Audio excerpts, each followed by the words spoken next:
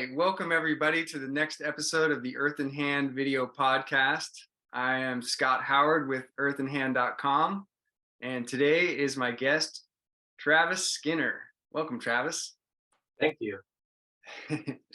Travis is an amazing artist. We met a number of years ago, I think maybe 4 or 5 years ago, and we've always shared a lot of inspiration. Travis is an amazing builder, designer, artist. He carves wood, he builds sculptural buildings, and just somebody that I've really been proud to know and shared a lot of inspiration with over time. So thanks for everything that you bring, Travis, and thanks for being here today. Thank you very much, Scott. I really value your relationship too. Yeah, we've talked a lot over years about, materials-based design and immersive art, art that you can walk into and walk around, and that's what we do. That's what we're up to. And, I've just been really impressed and inspired by some of your works, your home, tiny home called the Leafspring, and your famous sauna called the Anglerfish Sauna, about which you wrote a wonderful book recently and published. So congratulations. Yeah, thanks. I got the book here. I have a couple excerpts from it today, but figured I'd flash it for everyone. Yeah, please do. And that's available on Amazon and other websites, right? Yeah. And I make signed copies available for anyone on my website, 100handed.org. So if anybody wants a signed copy, or you can just pick it up on Amazon. The 100-handed, that's right. So yeah, tell us about the 100-handed and just a little bit about how you originally found yourself becoming an artist. Okay, yeah. Craft for me really began with my father. My dad had a job as a technician on medical equipment, and when he came home, he was in his wood workshop, and he was always building and designing the things that we needed in our house. And like it or not, I kind of just had to help. And when I was younger, I was always trying to play sports and skateboard and build forts, but mostly to escape the order of my parents' regime. But no matter how much I tried to get away from it, it always came back to me needing something and then using my skills with my hands to build the things I need, because I couldn't always afford what I wanted. So yeah, it started with my dad, and I went to college at Allegheny College, and I got a degree in economics, and I was able to travel in Spain. I lived in Sevilla for a semester. That was really important for me culturally growing. And then I moved to DC, and I was a bike messenger for 1.5 years. And that was also a really pivotal stage of development, because DC has wonderful museums available for free. And so on my lunch breaks, I used to just go to the National Gallery of Art and sit in the Alexander Calder room.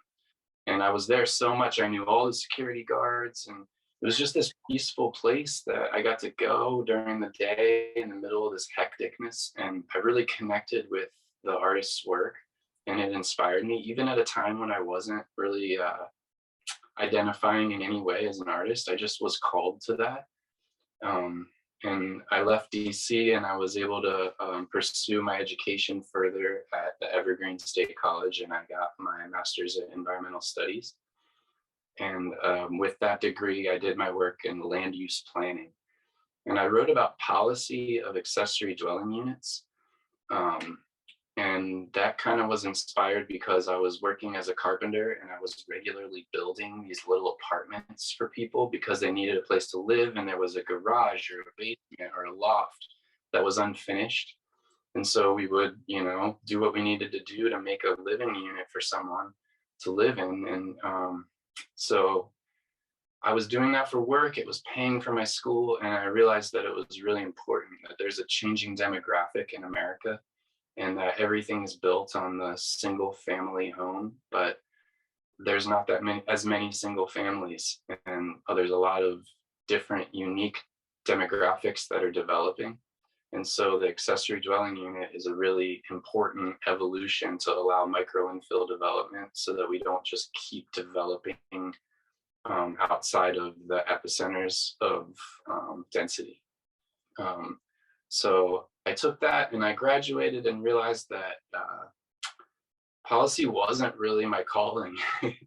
And it was actually building that was what I wanted to pursue. So I kept working for a carpenter, and eventually I started an apprenticeship with a metal artist, and I learned his name's Bill Dawson. He's my good friend and mentor, and he taught me about blacksmithing and fine metal work.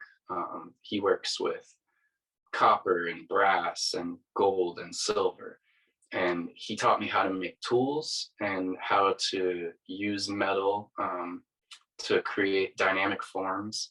And he taught me a lot about the history of metal and sculpture in throughout time. So I really value and look up to Bill so much for his input in my life and just as a relationship. And I was able then to start building my own home.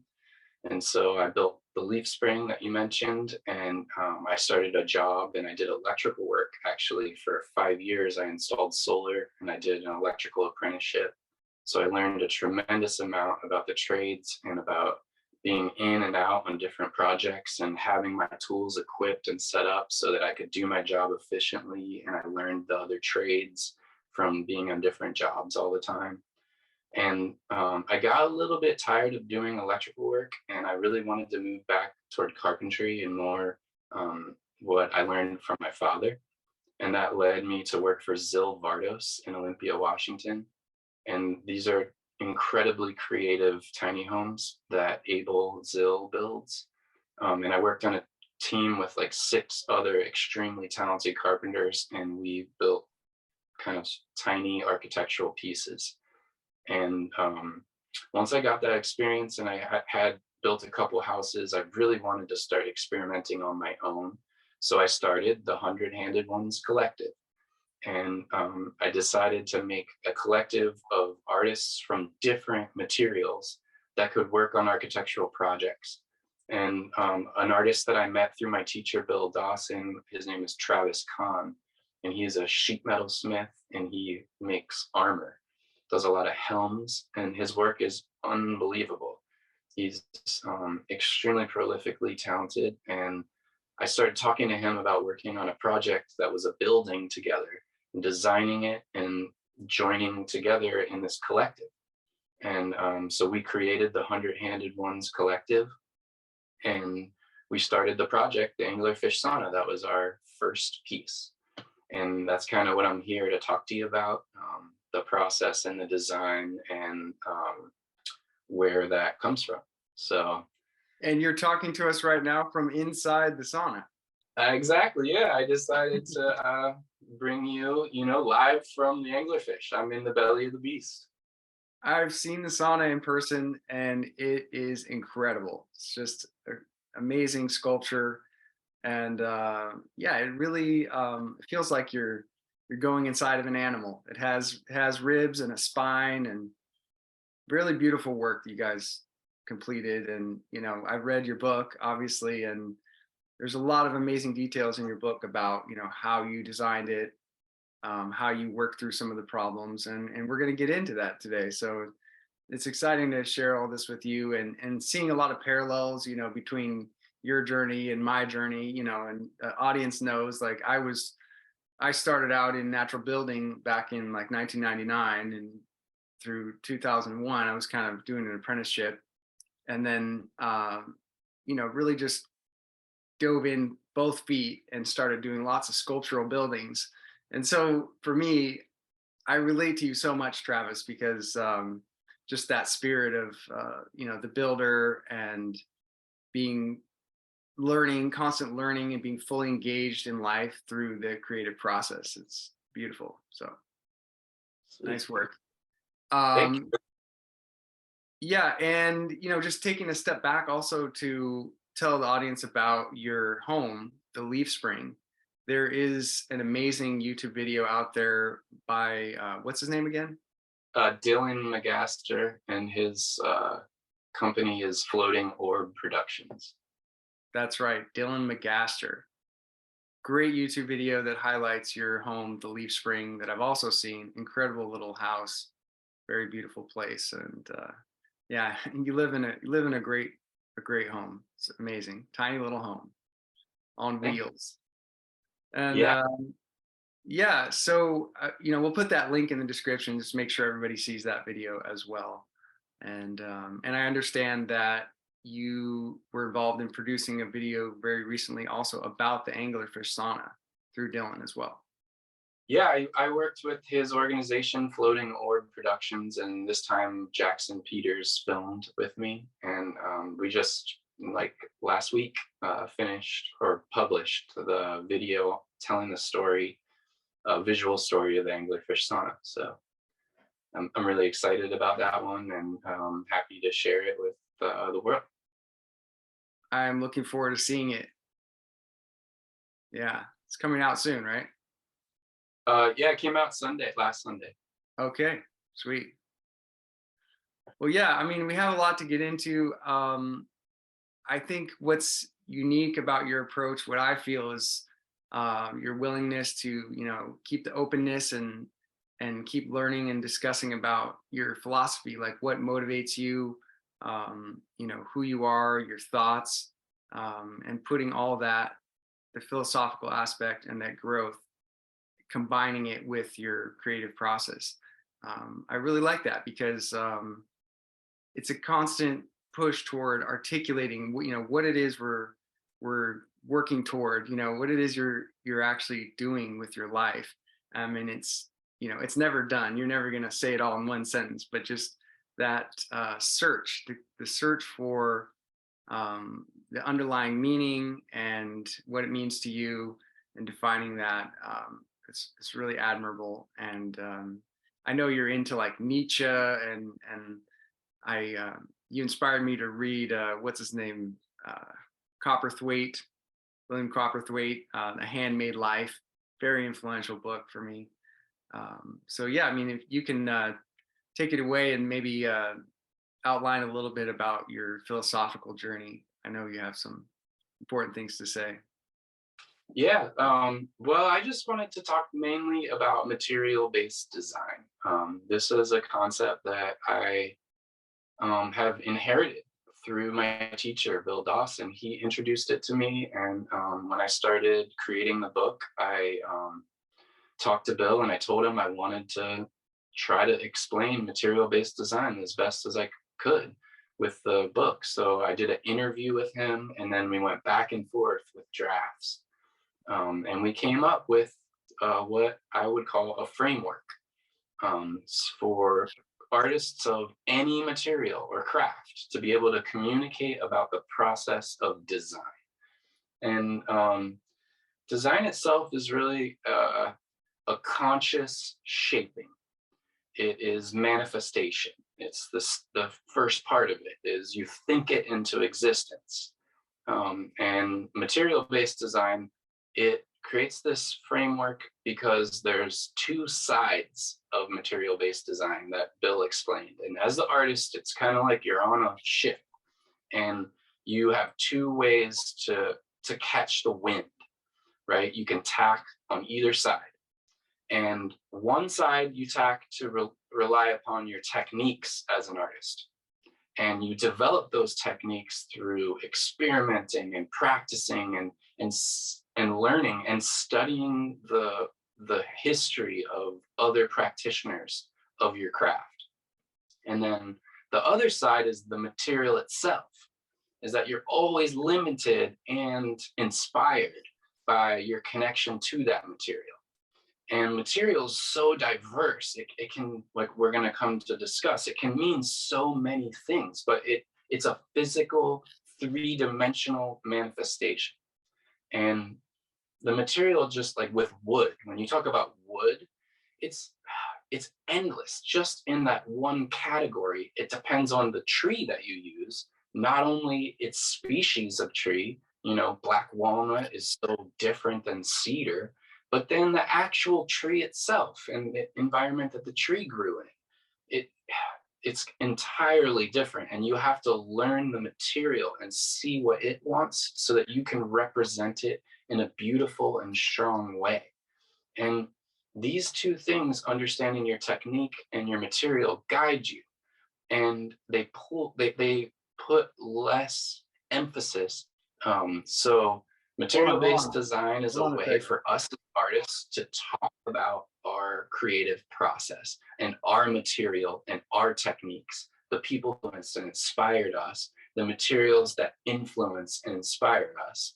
And then we can have these discussions with someone who's an earthen builder, and someone who's a carpenter and a metalworker, and someone who's a glass blower, and any material. And it starts becoming apparent that material can really, really vary.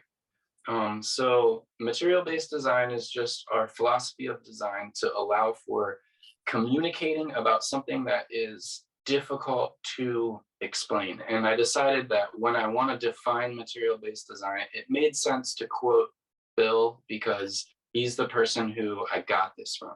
So I'm going to just read directly from my book real quick and for a moment so that I can highlight Bill's words for us to understand. And Bill has told me that truly honest creative expression is only possible when we allow the materials to express their deep nature and beauty through our work.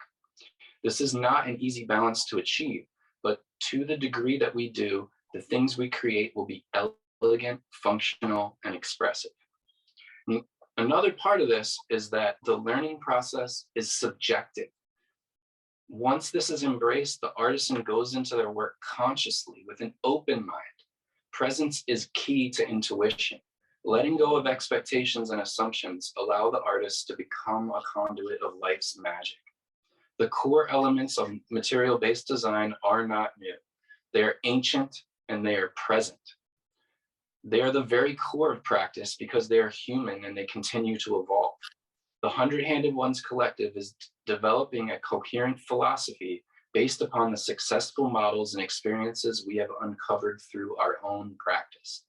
Material-based design is the framework that can be applied to any craft that engages with the material world.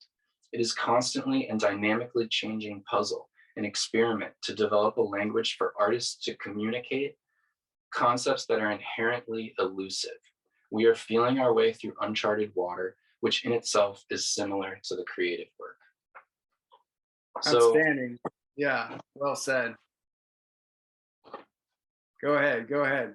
yeah, no, that's, I just thought I would kind of try to explain the framework of where material-based design comes from, and then talk to you about why is it important, Well, it's, I gotta say, the first time you told me about this term and this concept, it just struck me so hard because it's like, well, this is what I've been doing for so many years. It's like, even from my perspective, thinking of it as, working with earthen materials, they're at foot. You work with repurposed materials, you pulled it out of the dumpster, you know what I mean? So if you are somebody who is like most indigenous people or most poor people or anybody who's resourceful, who cares about the earth, you work with what you got. What do you have right now? And if you can get to know the materials around you, what do you have to work with, what they can do and what they can't do, then all of a sudden the design starts to form itself, and that's what I do. I'm like, I got a pile of junk and I got a pile of sand and a pile of clay and some straw, and it's like you can make a house out of that. And it's really beautiful that there's lots of people out there that can make those connections, and what the materials can do, so you're able to just see the vision right then and materialize it. absolutely. Yeah, well, the more I thought about this concept of allowing the materials and the techniques of the practitioner to guide the design, and not what we want to see, but what we have the potential to create with the materials at hand, it started dawning on me that this had larger philosophical um, consequences for the people who start using this. And they allow for these certain questions to come to the forefront. And I think these questions are really important, and they're why I want to share this. The first thing that kind of happens when you start connecting with the material is you start asking yourself, where do these materials come from? You know, is the wood I'm using just coming from the hardware store where they're strip milling the side of mountains and allowing erosion and destruction of habitat? And if the materials aren't harvested in a way that represents your values, then you immediately start questioning if you should keep using that material. That the material is our connection to the earth, and we need to represent ourselves in a way that is beautiful. And that's the very first philosophical implication of thinking about materials. Um, that question then leads next to something that I heard in Arturo and Lydia's conversation with you, Oh is yeah. that what are the effects of these materials on the end user and the practitioner and the environment where they come from? Is it's not just about what you want it to be, but if this chemical that you're using has super high VOCs and there's health implications of the practitioner who's installing it, then is it beautiful? And it has this deeper philosophical questioning. And like what Lydia was talking about was off gassing. You know, these new materials that we're putting into buildings, then the human beings get inside the spaces and they're having terrible allergic reactions and health implications because we're using chemicals that are poison. Um, and this is seen so much in the industrial commercial world of construction. And I believe that as small craftspeople, we have the ability to ask these deeper questions about if this is representative of what we want in our work. And I think that putting that soul into the work is essential for us to reach the highest level of our craft. That kind of takes me to the next question: is how can I best represent myself and my craft and my creative process? And this arises a question that is very important to discuss. It's in William Copperthwaite's work, and it has become just a integral mantra in my life, is the question of agency. I think that word, you know, I always say that definitions have life stories. And my life has come to represent agency. If you look it up in Webster's dictionary, the first definition is action and power. And the second definition is means and instrumentability. But for me, what agency has come to mean is that in a situation when a problem arises, can I use my wits and my best experiential knowledge to create a solution that I believe will solve it? Or do I need to ask someone else what I should do? And then the answer that they give me leaves me embittered because I don't agree, and yet I have to do it. Um, and that agency, all of a sudden, as we progress in our craft, we don't necessarily seek more income, but we seek more agency. And I think this, as a philosophical inquiry, is absolutely essential for artists to come to their highest potential. Yeah, Um, freedom. It's about freedom. Yeah, for me, I can relate to that. It's like it kind of doesn't matter ultimately, which route you choose if you're working toward greater freedom for yourself and you believe in yourself. Yeah, and you do your best. You know, you do as much as you can. You don't take things personally. You don't assume. You try as it's your best of your ability with your experience and your understanding of the material to do the right thing. And then that kind of leads back into your life. And this is where it really starts having philosophical implications: is how can I live my life to take my craft to its highest potential? And that's something that I feel like you and I have talked a lot about, is it's not just then about the material that you use or you doing what you think is right, but then you have to start living your life in a way so that you can perform at your highest level. And I think that we see that a lot, and it's celebrated in our culture so much with sports and athleticism, is that these sports stars are learning to have better nutrition and how to breathe, and they're using preventative health care like sauna and cold therapy in order to Right. perform at the highest level. And and that has a really big implication, because all of a sudden it's not just about the work and it's not just about the materials, but it's about us. And then that leads us into the next question is, how can I live my life? Oh, then sorry, the final question is, are the life and lifestyle of the artist separate from the work? Oh, You know, definitely not. Definitely not. I mean, if people are living in a way that isn't right, or they're doing things that we don't believe to be socially acceptable, do we then celebrate that artist and their work, or does it taint it? And I think this really comes back to that Renaissance philosophy of that the artist imbues their soul into the work, and the final end user is then the person who holds the work, but they don't own it. They are just the people who protect it, because ultimately it is a piece of the soul of the artist. And when these questions all come together to to our forefront, and we start asking these questions deeply within ourselves, we start living to our highest potential, and that has huge implications. And that's Yeah. why this Yeah. is so important. Yeah. You're talking about also seeing the invisible, which is the internal, the esoteric aspects, and prioritizing them. Copperthwaite said in his book something about, something like we don't actually make the craft makes us, or we don't build houses, we build men.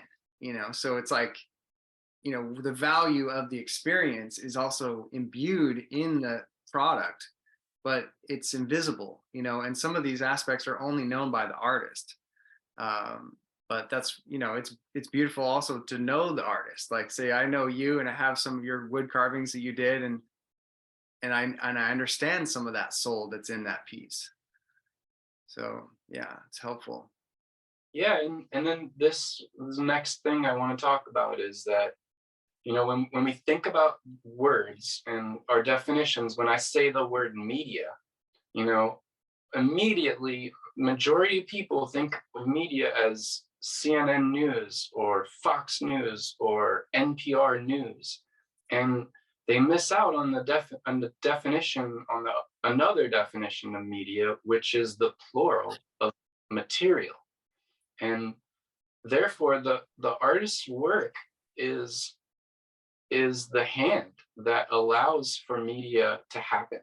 And it's our responsibility then to own up and start representing ourselves in our own media. And I read a quote from Mahatma Gandhi that was really influential to me, because I never thought of it this way. But he said that there are two arms of violence.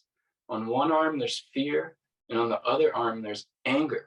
And what I see in our media is a constant reliance upon fear and anger to manipulate people into not allowing themselves to make their own decisions in order to establish their own morals and values.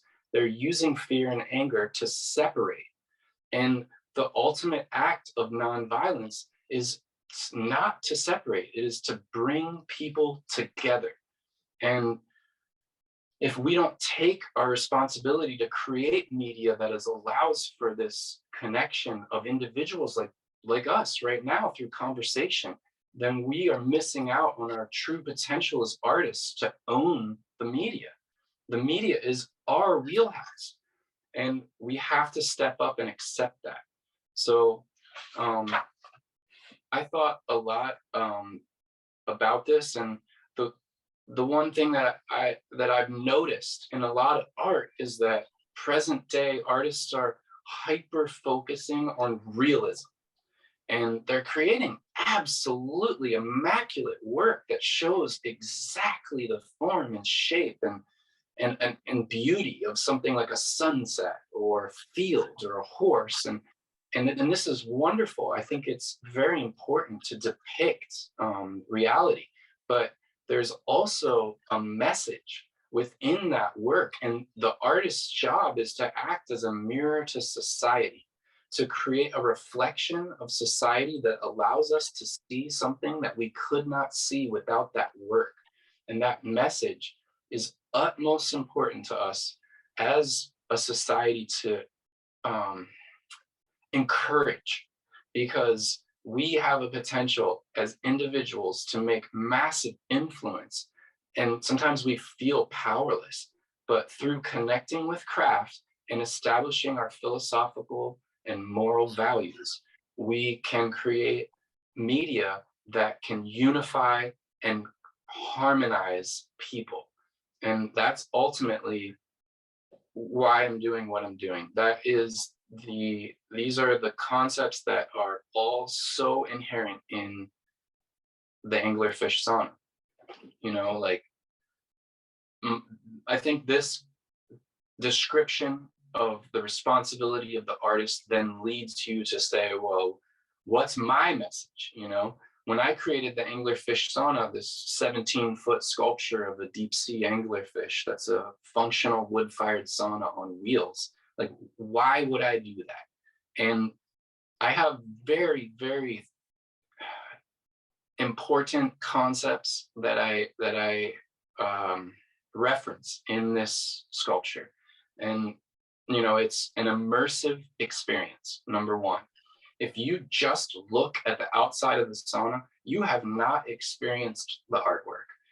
Any judgment is premature until you unsheathe your material layer and you experience the the whole art.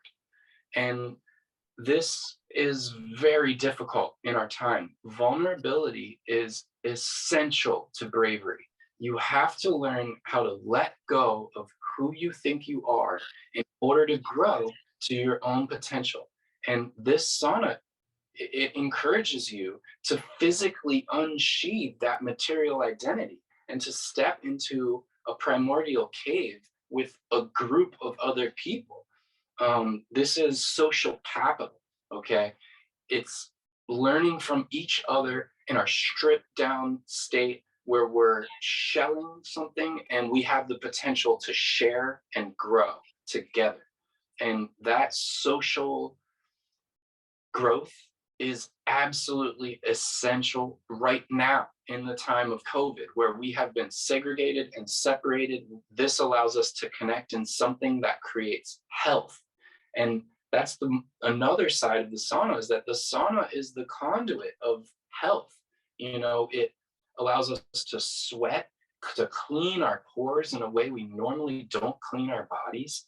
It allows us to stimulate a fever in our bodies. It kills off a lot of stuff, developing viruses and bacteria. It creates a hormetic stress that allows us to get stronger and to increase our preventative health care, not only mentally and not only physically, but mentally. You know, this fills your body with each organ. Sorry about that.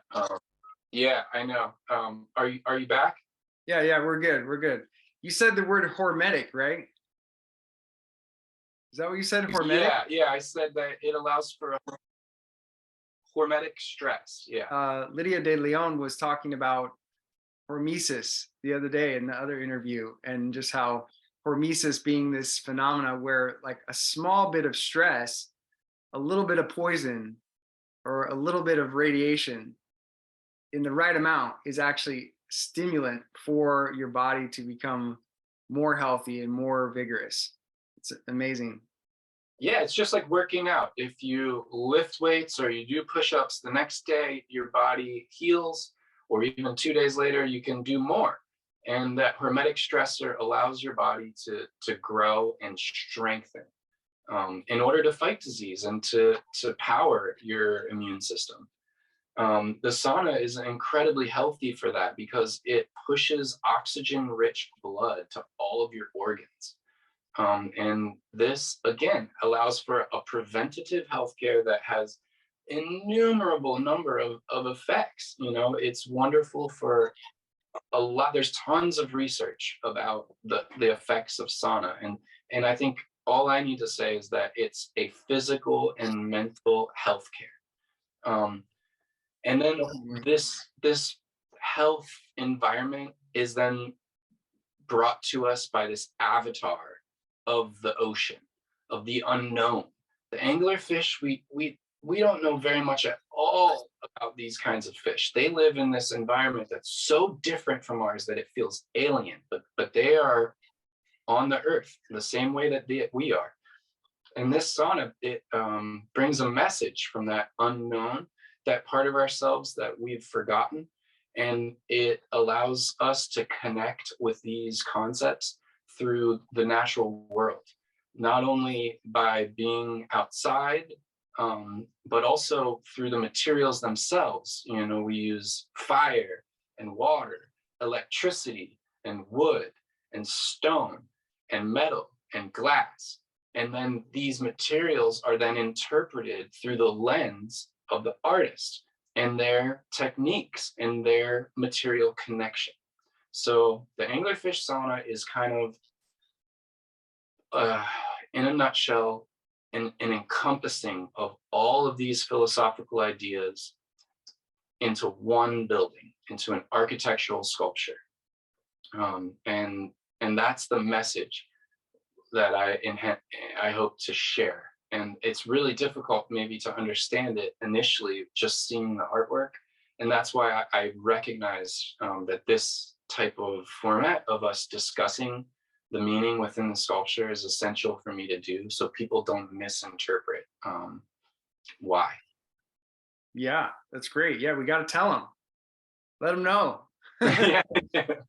Yeah, and I see in your anglerfish sauna sculpture, I see a lot of, play and learning, expansion.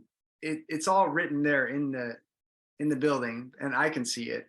And we're kind of at a point now where I think we recognize that everything we do is either like building up or tearing down our aura, like our biofield, the electromagnetic field of our body.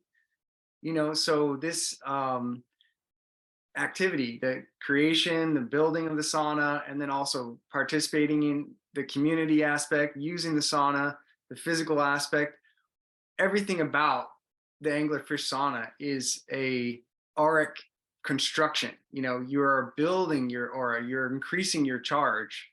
And this is getting into a little bit of like the physics of consciousness, stuff I'm learning from Dan Winter right now.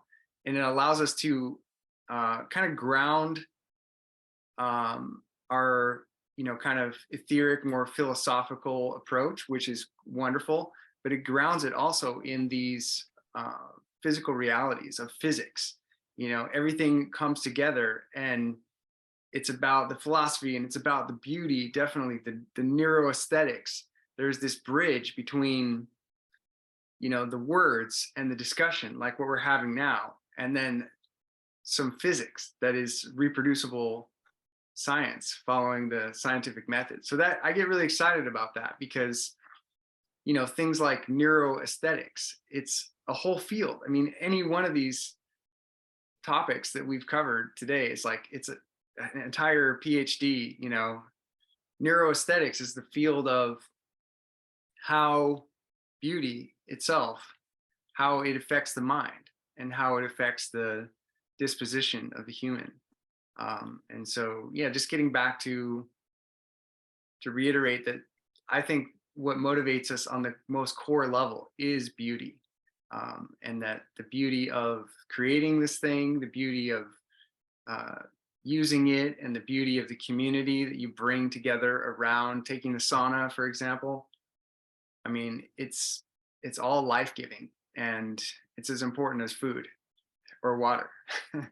Yeah, I think it creates harmony. And the Greek word for harmony was actually health. And there's this underlying side of allowing one another to harmonize in a unity that inherently creates healthcare.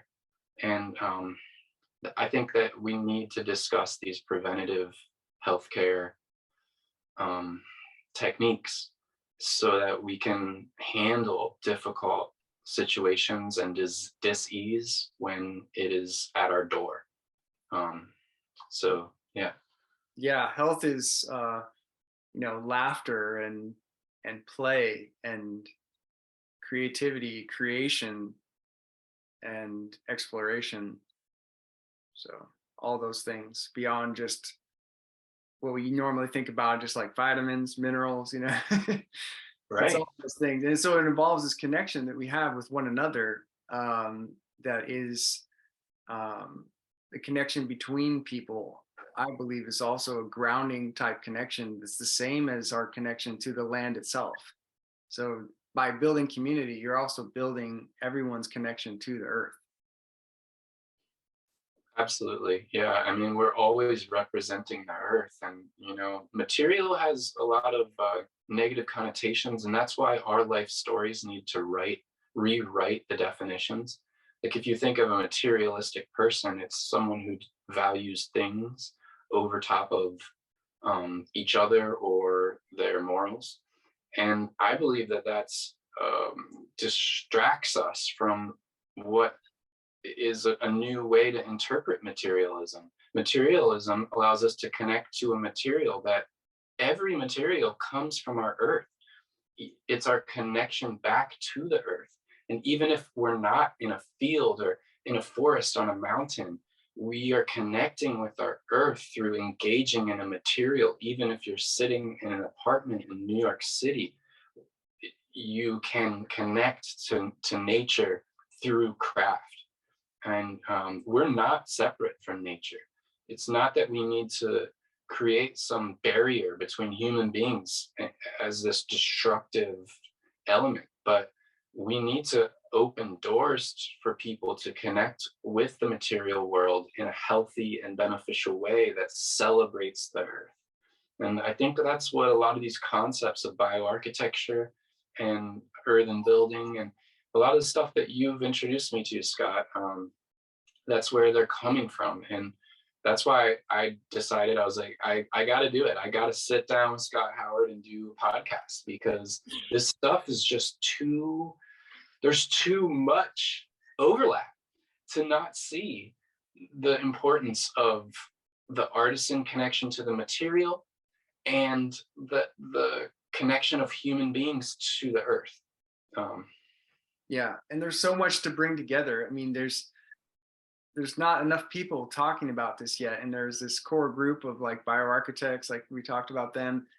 They're bringing it all together, but it's happening slowly. So whatever we can contribute to that is getting the word out. I mean, people don't realize it. It's like look at wood, for example. The wood was in a living tree, so the shape of the molecules and the cells are all shaped in a way, they're arranged according to the forces of the earth, and they have a certain energy, and they continue to give off that energy even after the tree is dead and you slice it into boards.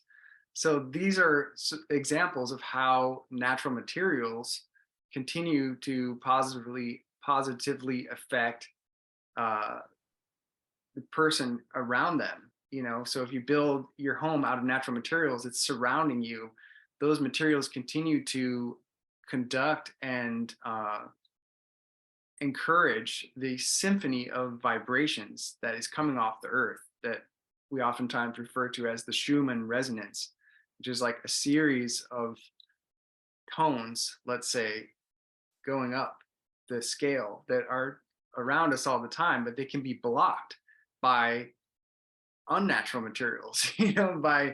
They can be blocked by, specifically by steel, aluminum, even some plastics. So I think we're just now discovering this, and we're just now able to articulate it and prove it.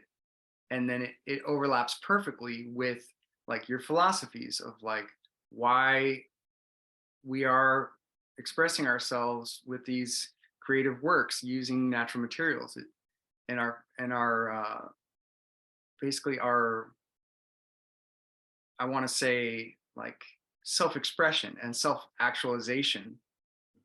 It all fits perfectly with the science.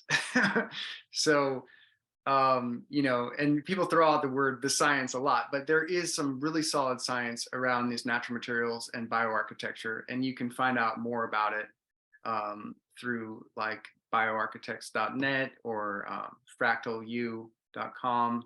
Actually, right now it's 11 a.m. Sunday, February 12th.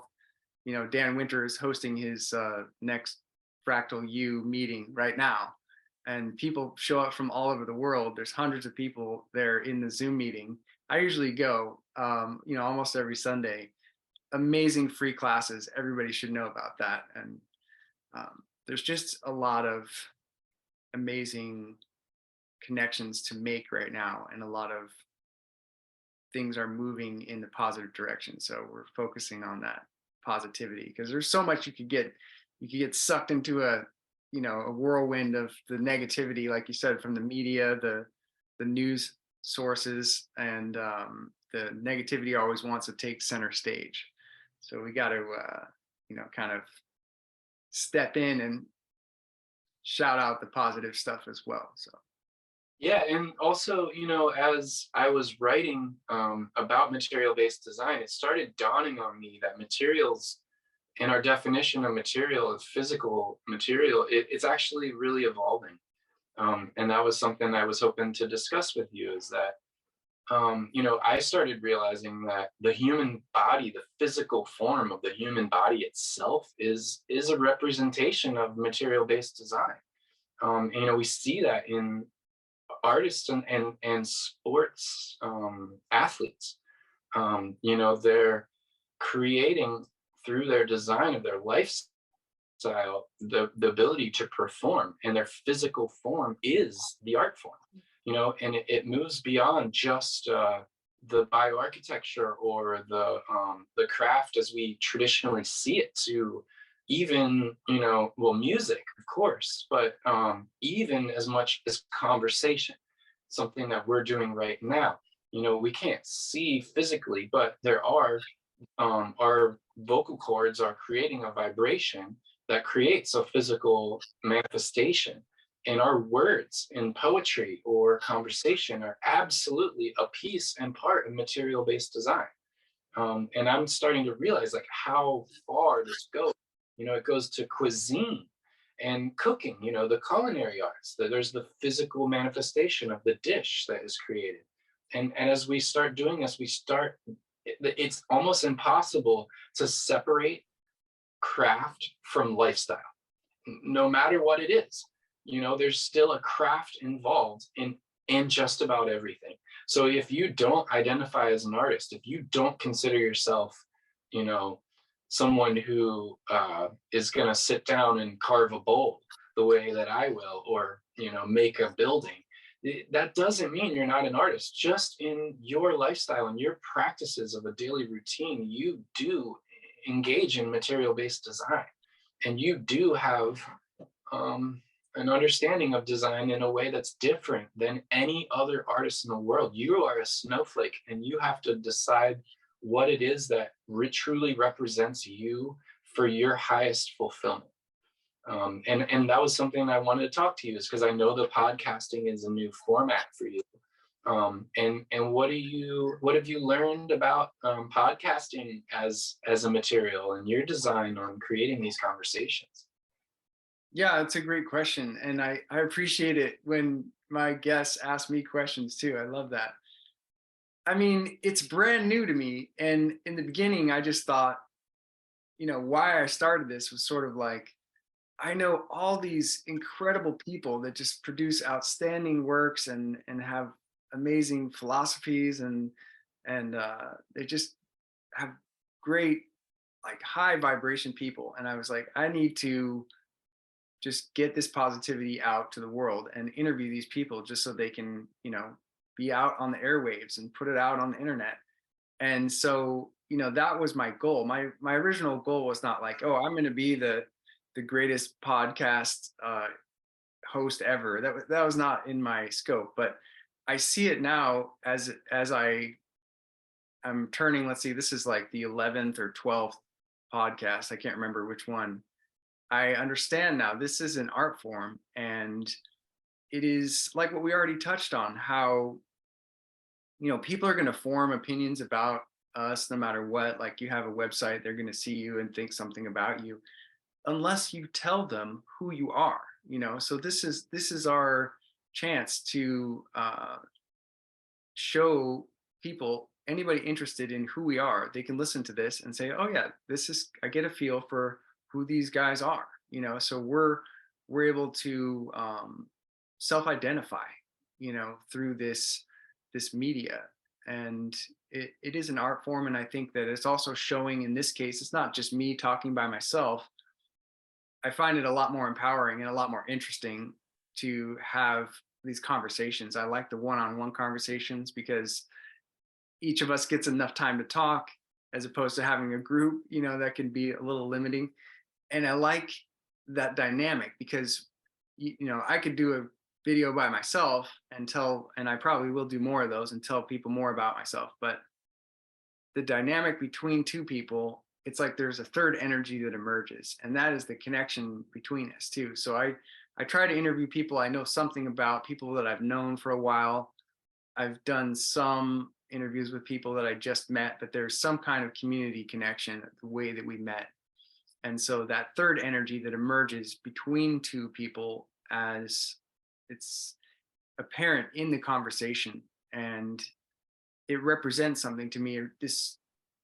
It represents, again, the definition of who we are as being greater than the individual, being actually defined by the we, the community at large, and people that are sharing, similar outlooks, like minds coming together.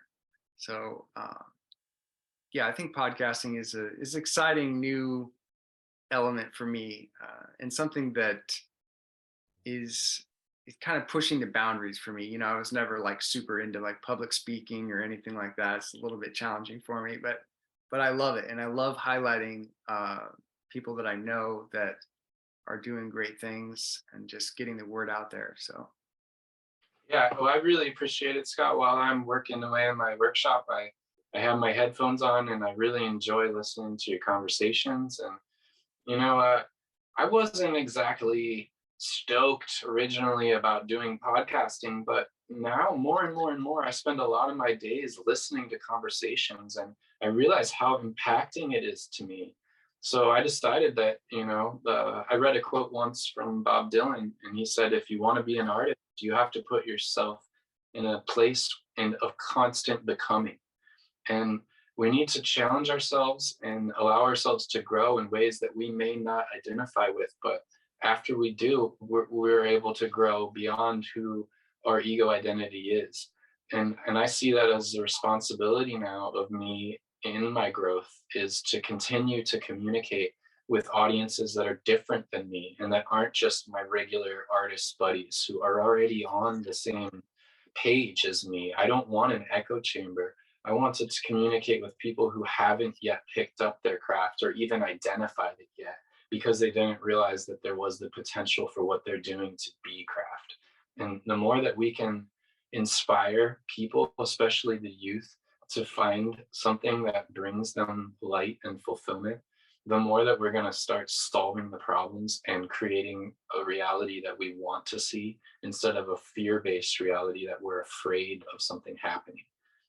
And this podcast is, I believe, a way to make this happen. And it took me a while to come around to it, but I spent the last 2 weeks just journaling and writing down my ideas, and thinking about a way to, in a flowing format, explain some of these concepts without going too far in depth that I lost my audience.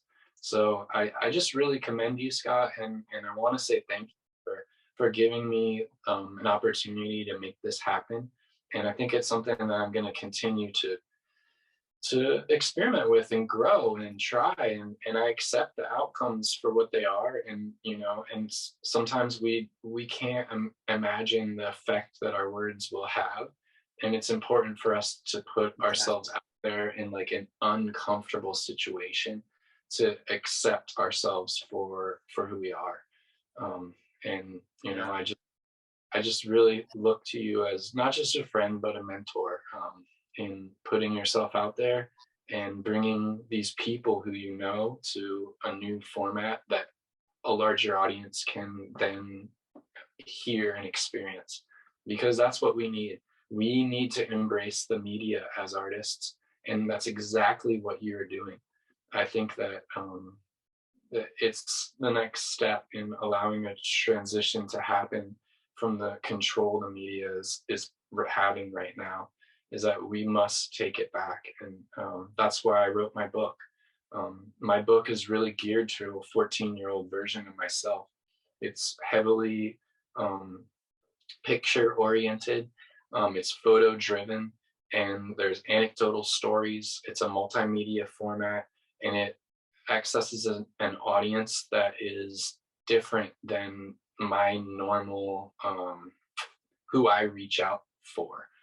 But I think that that audience is needed, and it applies to that youth, but it also at the same time applies to sauna enthusiasts and sculpture and art enthusiasts and people who are interested in healthcare, um, and this larger, growing, wider and wider audience. There's a lot there, and it's best to allow those people to make up their minds if this is important to them or not. And you don't have to partake in anything but just your lifestyle. I hope from this conversation you can at least ponder the concept that it itself is a form of art. Yeah, your lifestyle as art. Yeah, that's beautiful. I mean, I love your book. I really see it as being accessible to so many people, even kids. I mean, even like 7-year-old kids would really enjoy it because there's so much visually there, and they can see, wow, this guy just figured out how to build this giant fish thing, and it's very interesting to see. And then you show all the steps and the arrangements, and you talk about like your cardboard aided design, which I think is really great. And we've talked about this before, how it's like you have to solve problems and you have to figure out these shapes, and so you're using even cardboard to define the curves and define the shapes before you build the thing out of wood or metal. You talk a little bit about that if you like. Oh yeah, yeah. That's my friend's concept. It's a joke. A welder that I know, Peter, he says his CAD, because CAD usually means computer aided design, and he calls CAD cardboard aided design because cardboard's free. It's everywhere. So when you're using these expensive materials, you can take the time and make all the cuts and make everything fit perfectly with a cardboard model. And then you can lay the cardboard on top of the finished material and then cut it out, and it fits perfectly. It's a template style design. And the, so much in design is so heavily relying upon computers that it sometimes creates a barrier from the individuals who hope to see it happen. And yeah, we can make a model on the computer and pray that 3D printers will someday create these models, and that's great. And I think it's awesome. I'm not against technology creating these solutions, but in the short term, you could just draw it out, cut it out of cardboard, and then figure out how to actually manifest it in a model. Modeling is so important three-dimensionally. A lot of times I do my modeling with wire, copper wire, and cardboard. These are my two wheelhouses. I spend a lot of time for going from the drawing to the model and going back and forth. And then I go to sleep. And when I'm sleeping, I wake up in the middle of the night and I have an idea. Oh, that's how this can fit together. And That's design. That's material-based design, is thinking it into existence. Because until you start cutting out that piece of cardboard and you begin, you'll never be able to see that end product. When I started the Anglerfish, there were so many problems that were very, very difficult for me to solve. But each time I saw a problem as a friend, and instead of being negative toward that problem, I tried to figure out how I could help my friend resolve itself. And then in the end, that problem became something that gives me an additional skill. And the philosophical implications of this are incredibly important. You know, Nietzsche, someone that I really spend a lot of time studying and think about, he said that our enemies have the potential to be our greatest friends. And when we can listen to our enemies without taking it personally, sometimes they can show us something about ourselves that we couldn't see from just our friends. And those things are, if you're willing to challenge them, that is going to allow you to reach your highest potential. So problems or enemies or these negative things in life, when addressed from um, a process that engages with them in a non-negative way, allows for solutions that create skills and in the long term our greatest potential allies. Yeah, well said. Definitely. There's that quote. I can't remember who said it. We were talking about how, I hope you meet people that have a different point of view. I hope you have experiences you never experienced before, that kind of thing. It's, you got to have the constant expansion. And I think, to be an artist to me is kind of like more on that level of just the expansion, and it's like an internal thing, it's an esoteric thing. And so, whether or not you get to actually bridge that gap and express that to another human being, I don't know. I mean, you're lucky if you even get close, I think. But prioritizing your own experience and your own internal wealth, and it kind of brings up really, the deeper question about, what does it mean to be rich? Like, what is wealth? And um, I remember Copperthwaite talking about this a lot too, and kind of reclaiming the term wealth, from which has been co-opted, right, by the wealthy, and to mean only like material wealth, but what it actually means to succeed. It's like you can define it for yourself. And it can be a cliche. There's a lot of people out there that are the cliche, like iconic starving artist or what have you, but we're not making excuses. We're more looking for like the true path within ourselves, the thing that's going to really bring fulfillment.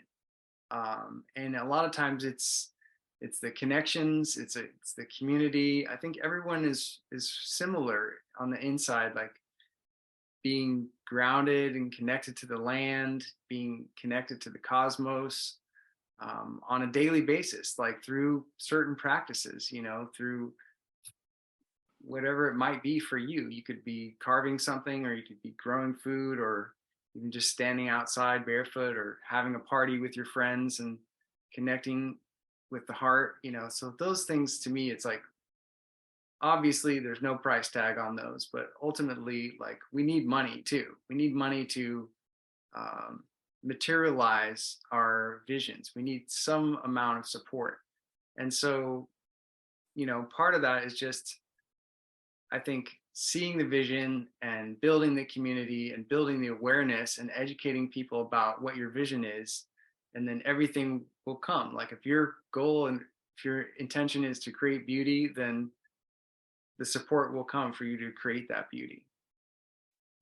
Yeah. And our I see now as I get older that our relationships are our greatest wealth. It's my friends, and the lifelong relationships that are the most important things to me. People like you, Scott.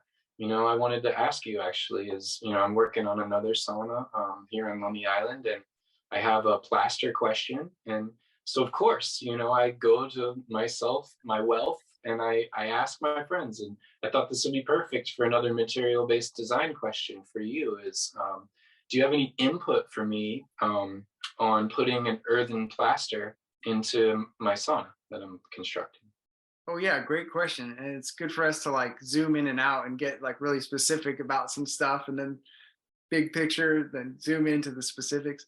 So you want to put a natural plaster on the whole inside of a sauna. Yeah, not the whole inside, but around the wood stove, and any parts that could combust, you know? I don't want to use wood, so I'm hoping to use a natural plaster that will resist fire and water and be water resistant. Okay, sure, sure. Well, yeah, I mean, in my past experience, I was trained in masonry heater construction and design, and there's a couple ways you could go about that, but it seemed the most straightforward would be to use like splits, like fire brick splits, and like mortar those in using possibly, depending on the temperature, you might need a refractory mortar, like a little high temperature mortar, or you could just use a lime mortar. And then optionally over that, you could do a plaster, like a lime plaster over that. Um, but even more affordable and possibly simpler would be just doing a cob plaster with very little to no straw at all, depending on the temperatures it's going to be subjected to. And then you could also do a lime plaster or a lime stabilized clay plaster. And considering, maybe it's a steam sauna, maybe there's water sloshing on it or things like that. Probably the lime is going to be a smart move if you want to do a plaster. And then there's the option of doing a burnished lime plaster that's known as Tadalact, which is a technique that comes from Morocco. I think Tadalact would be, I guess it's an Arabic word. That's my guess. And this technique involves putting on a couple of layers of lime plaster at about half an inch thick, waiting a certain amount of times, like maybe 20 minutes in between from one layer to the next, and then burnishing the exterior layer in multiple passes. Like you would start by burnishing it slowly with very light pressure with like a very smooth, hard rock. You need a smooth, hard rock that's a hardness of like 8 or 9, like very hard if possible. Something like, um, I don't know, I've used agate in the past. Agate seems to be pretty available. Um, and you would burnish it just real gently at first, just using water. And then you get to a certain point where it's kind of like maxed out and it's a little bit tacky and sticky. And then you can add, there's like this olive oil soap you can get that you would mix the olive oil soap with a little bit of water, paint that on there, and it's kind of like a lubricant. And so it allows the stone to move more easily. It doesn't stick to the plaster. And then this soap also soaks into the pores of the lime. So like as the lime is setting, you're burnishing it more and more, you're taking time. And as it gets harder and harder, as it starts to set chemically and the water is getting out of it, you're pushing harder and harder. So toward the end of a Tadalac process, I mean, you're pushing pretty hard with this hard, smooth rock. And so what it does is it closes up all the pores and allows you to make a pretty much waterproof natural plaster. And there are a number of other ways you could go about that to get that same goal. Like there's, you know, plant-based stabilizers or animal-based stabilizers. Like they used to use ox blood on earth floors or certain types of leaves from different trees or fruits from different trees, soaking and fermenting them and using some of that, or, like using a horse manure mixed into a plaster can give a certain amount of water resistance. Linseed oil, obviously many coats of linseed oil. But I think for the fire, behind a fireplace, seems like the lime plaster would be the best, or just the raw fire brick that I mentioned in the beginning.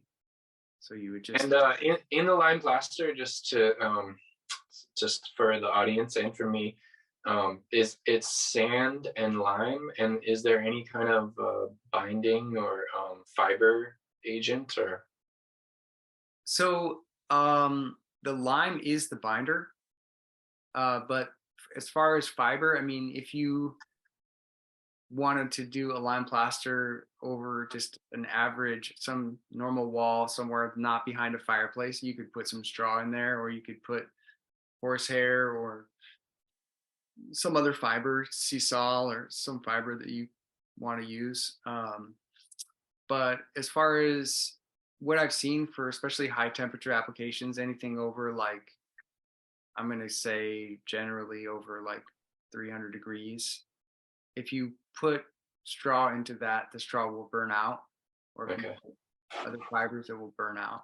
Makes So you sense. have to balance the ratio of the sand to the binder more accurately so that you don't get a lot of cracking. So there has to be a lot of sand in there. It's generally like around like 80% sand, Okay. so that you can apply that and it will dry and it won't crack. And that's a little bit of experimenting with the lime that you have and the sand that you have, correct? To get that ratio. Yeah, yeah, it depends on which lime you have because they act differently. And then I've also used sometimes like a mesh inside of like I'm doing a sculpture. Maybe I would add like a mesh for low temperature. You know, you would put maybe some burlap or maybe some metal mesh, hardware cloth, or expanded metal lath. Um, and I think I have seen some expanded metal lath used for certain high temperature things, but I kind of shy away from that because I get concerned about like the metal expanding and contracting too much. Yeah, I've seen that a lot of cracking with metal and cob in particular around wood stoves. Yeah, yeah. So it just depends how hot it gets. So you could go with something like a basalt roving mesh, which would be like a mineral based mesh that acts differently than the metal. Okay, Yeah. cool. Well, Yeah, thank it's you good stuff. for your wealth of knowledge. Heck yeah, yeah. Well, I wanted to ask you, so I mean, you're kind of at this like new point. You've told me about some of your recent projects. I know you did like a yurt, and you and I framed up a tiny house for a friend last summer, and you've been doing just a ton of carpentry projects, really interesting, some sculptural carpentry up there on in the San Juan Islands. But what do you see on the horizon for yourself as far as like your next big project? I mean, you're gonna, the fish is done, it's there, it's there for the world to see. But what's your next vision? Well, I'm not totally sure, Scott. I still the inspiration hasn't struck yet for me to know with certainty. But I do have ideas to do another sauna. And I've got a lot of sketches and concepts, and that might be the next thing. But right now, I've just been focusing on my contracting business and just working a lot in order to save up the down payment so I can buy my own property and start a home. So I am kind of distracted right now from pursuing the next large artistic project. But that being said, I'm still carving a lot and I'm still designing, and usually for me it's I spend a lot of time kind of groping and thinking and considering, and then I also spend a lot of time organizing my stuff. And right now, I have a clean studio, a really big workshop. I got workbenches set up, my forge and metalworking, and I got all my tools organized. And I'm kind of like, okay, I got to make a decision here and pick a direction and then follow through. And yeah, it's a little bit up in the air, but I'll keep you posted. And yeah, maybe we'll talk about that when the next one progresses. Okay, cool. Yeah, well, it's always good to just get everything organized and you're ready now for whatever happens next, you know. Yeah, Um, how about you, Scott? What's your next project? Do you have any in mind?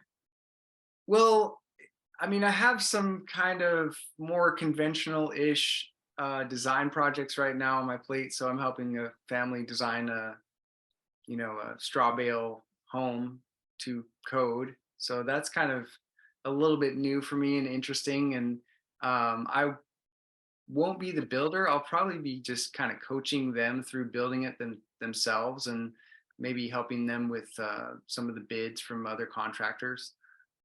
But there may be some space for a builder like yourself if you wanted to come to Portland and build that with them.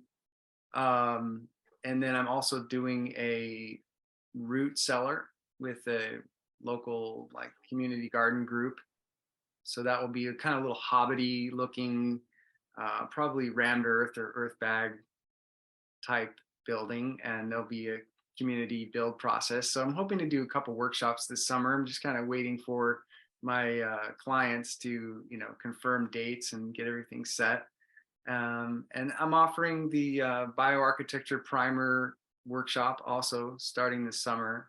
So that will be kind of a comprehensive design walkthrough for my students. It'll be a small class size. We'll meet for a few weekends over Zoom and get deep into the design process. And then we'll do one weekend in person in Portland where we are going to build like a scale model of our favorite design in cob and wood.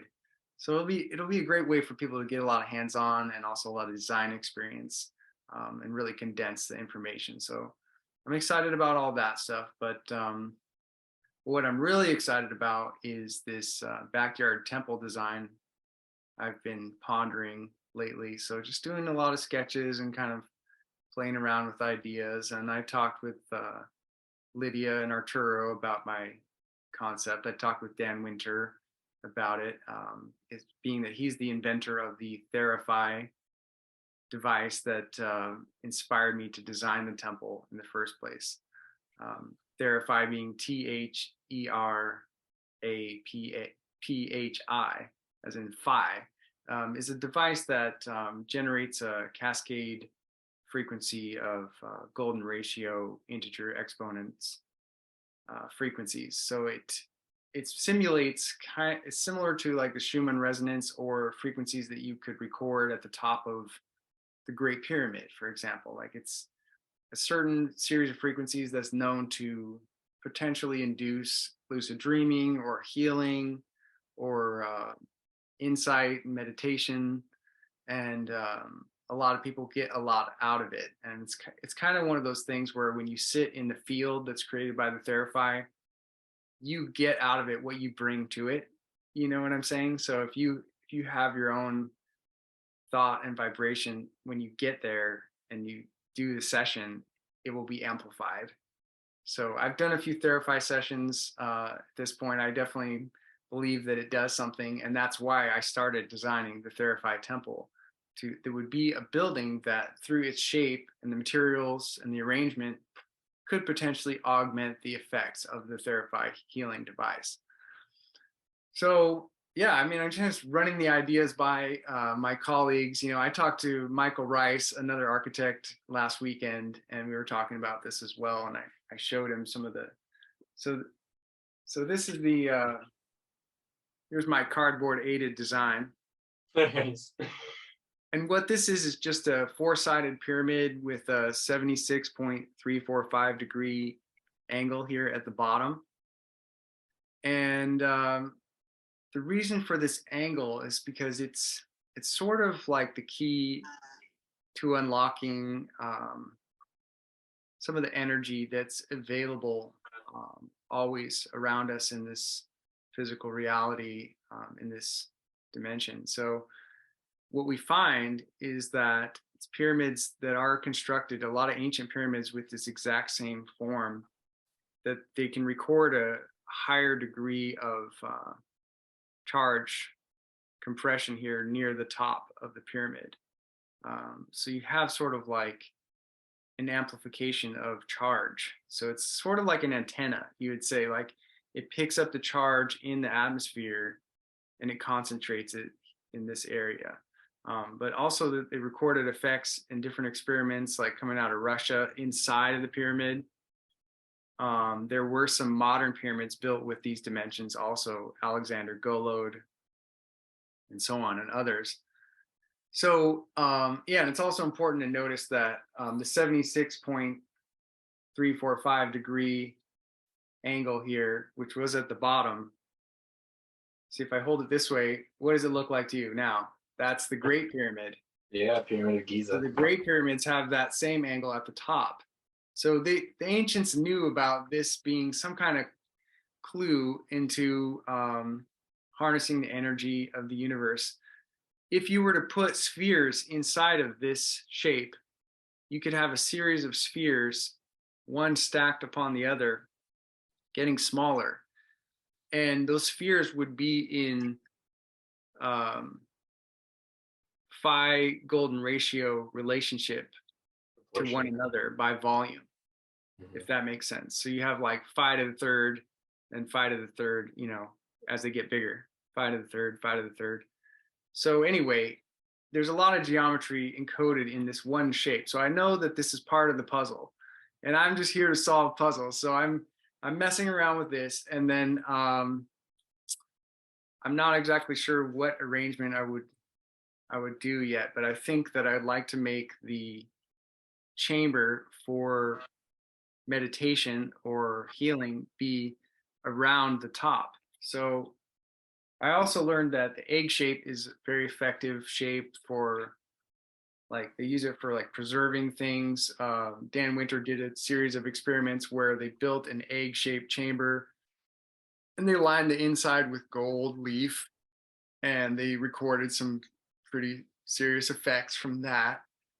They also find like egg-shaped chambers in some of the tombs, like in Egypt and stuff. They were lined with gold as well, and they had items inside of those chambers that were perfectly preserved for thousands of years.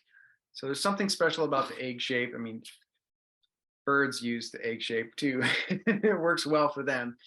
If you take an egg and you measure it, it has charge. It has a positive end and a negative end, just like our bodies. So anyway, this gourd, which actually came from my Birnbaum instrument, I felt like was a pretty close to an egg shape, and I was sort of simulating it like this. And I was thinking, I might have like a two-story thing where the pyramid is the base, and then the egg-shaped room sits on top of that and is supported, obviously.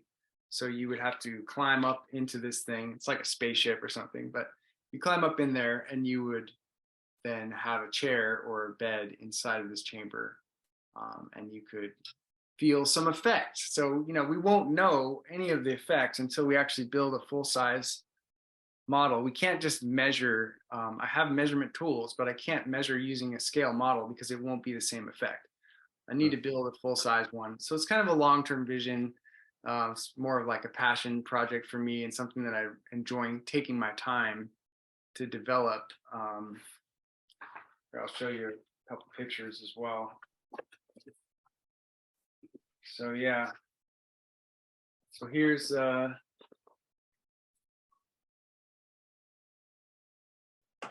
so there you kind of get the idea from this sketch.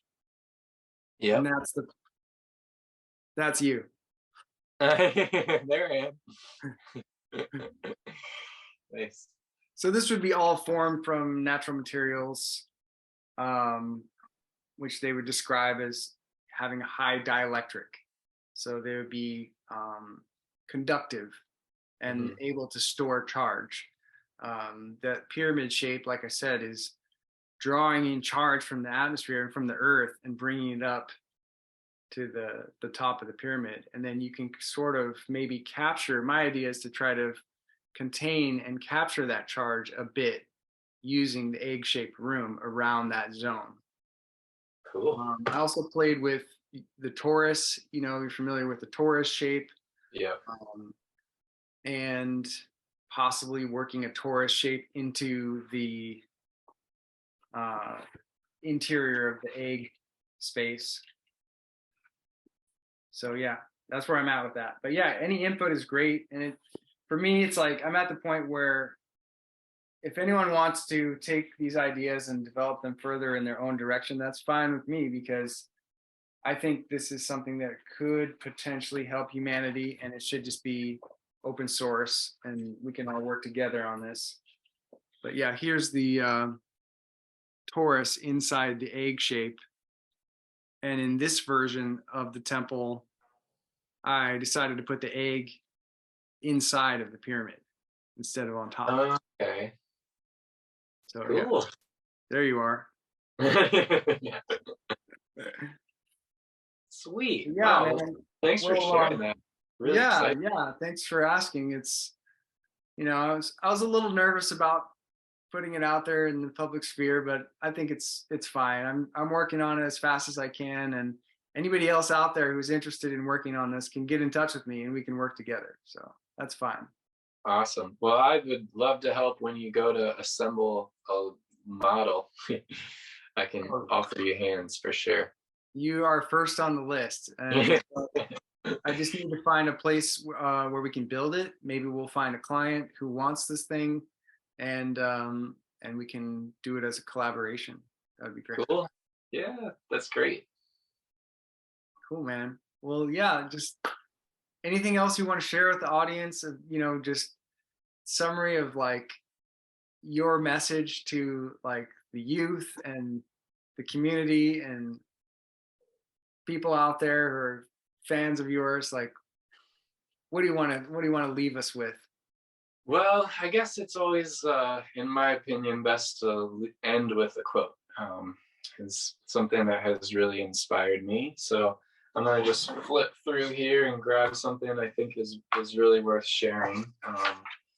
And this comes from a Native American thinker and poet and philosopher. His name is John Trudell, and John Trudell was one of the people who started the American Indian movement in the 60s.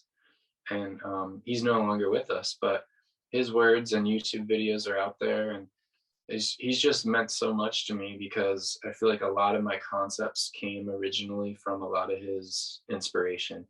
So I think it's good to go back to the source when we have these questions. And um, what John Trudell said, which I took out of a YouTube video, is it's about recognizing who we are and using that power in a healthy way.